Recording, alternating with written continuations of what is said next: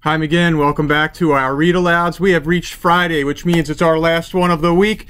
We actually had a meeting this morning between the author visit committee and myself where we were discussing who we could bring in next year to talk to you about the writing process, what it's like to be an author, all the steps that go into putting a book together. And so once that meeting was over and I was thinking about what to read today, I said, let me go find a book from an author who has visited in the past. And because it's also a weekend, I figured, let's get something that's going to make the kids smile, make the kids laugh. So we're going to read one today by Corey Rosen Schwartz. And I want to say Corey was probably here about 4 or 5 years ago. And she wrote a bunch of fractured fairy tales or mixed up fairy tales, including this one, which is called Hensel and Gretel, the Ninja Chicks. Here we go.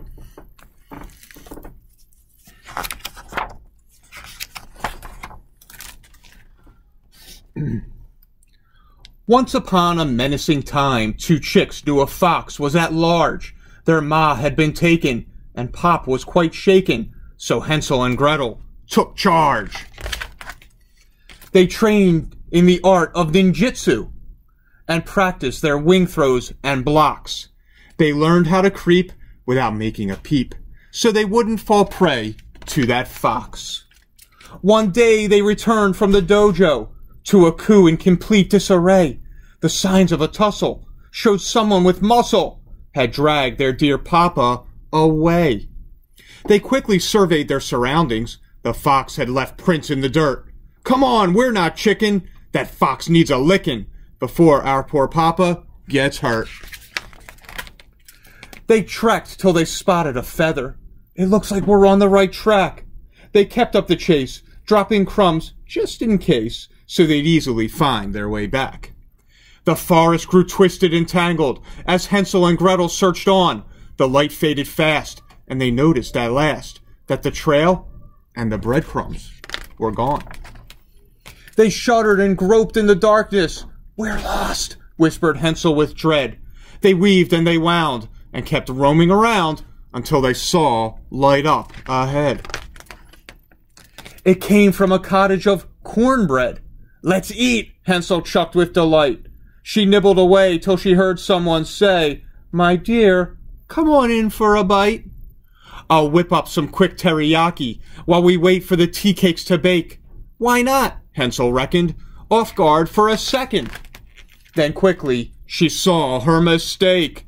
She gasped and then dashed to the corner where Pop was confined in a crate. Watch out, Papa cried. You'll be chicken pot pied. She sidestepped, but it was too late.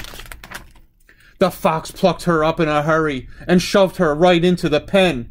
You're scrawny and tough, but you'll plump soon enough. For now, I'll just stir-fry this hen.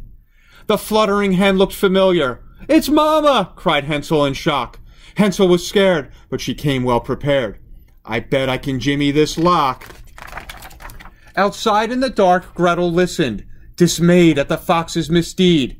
She climbed to the flue and squeezed her way through with ninja-like silence and speed. Then Gretel swooped in and snatched Mama and swiftly adjusted her stance.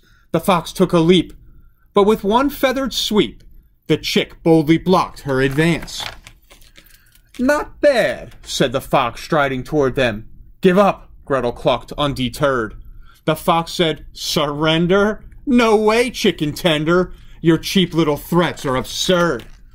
The fox charged and grappled with Gretel, a flurry of feathers and fur. The fox held her tight, but Gretel wrenched right as something zipped past with a whir. With the fox in a daze, Gretel vaulted as Hensel and Papa broke free. With one wicked spin, Hensel kicked the fox in.